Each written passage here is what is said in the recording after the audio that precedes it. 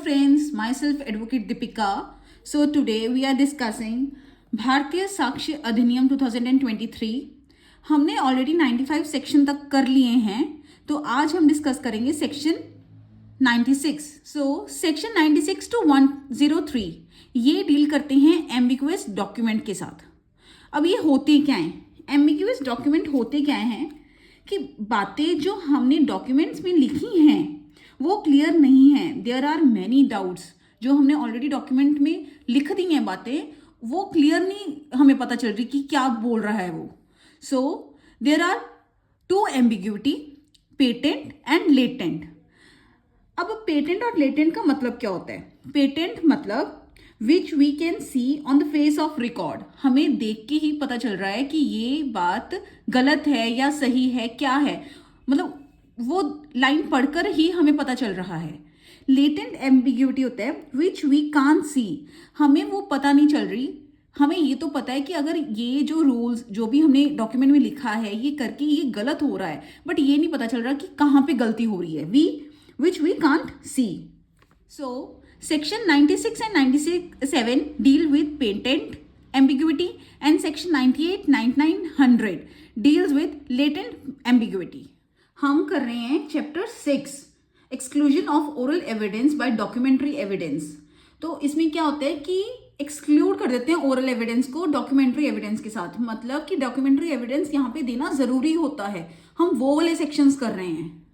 सो section 96 क्या कह रहा है? Exclusion of evidence to explain और अमेंड एम्बिगुअस डॉक्यूमेंट। इसको क्या है कि एक्सक्लूजन ऑफ एविडेंस को एक्सक्लूड कर दो टू एक्सप्लेन और अमेंड एम्बिगुअस डॉक्यूमेंट।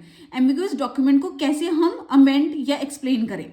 एविडेंस में नॉट बी गिवन। एविडेंस देने की जरूरत ही नहीं है, ये देख के ही पता चल रहा है। हमने ऑलरेडी यही बताया ना कि section 96 deals with patent ambiguity, कि इसका एविडेंस देने की जरूरत नहीं है। हमें डॉक्यूमेंट देख के ही पता चल रहा है कि ये एम्बिगुअस है। इसको एक्सप्लेन या अमेंड करने की जरूरत नहीं है, ये पता ही चल रहा है कि ये कुछ गलत है इसमें। फॉर एग्जाम्पल, एक एग्जाम्पल है इसकी जिससे आपको इजिली समझ आएगा। A agrees in writing to sell a horse to be for ₹1 lakh और ₹1,50,000। ए एग्री हो गया और उसने लिख के दिया कि मैं बी को हॉर्स सेल कर दूंगा 1 लाख का या फिर 1,50,000 का। So evidence can not be given. Evidence हम नहीं दे सकते to show which price was to be given, क्योंकि यहाँ पे पता चल रहा है कि एम्बिगुअस है, एम्बिग्यूटी है। वो कह रहा है कि 1 लाख का या फिर 1,50,000 का मैं बेचने के लिए तैयार हूं, बट यहाँ पे evidence can not be given to show which price was to be given.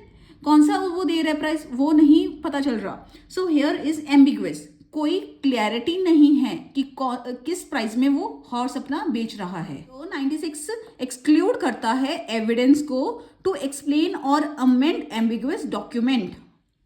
Next है section 97 exclusion of evidence against application of document to existing facts.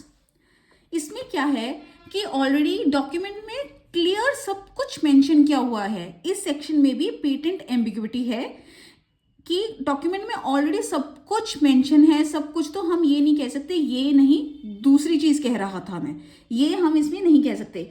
अगर हमने कुछ भी इन राइटिंग लिखा है एंड वो डॉक्यूमेंट बिल्कुल क्लियर है, तो बाद में हम ये नहीं कह सकते कि ऐसा नहीं वैसा है।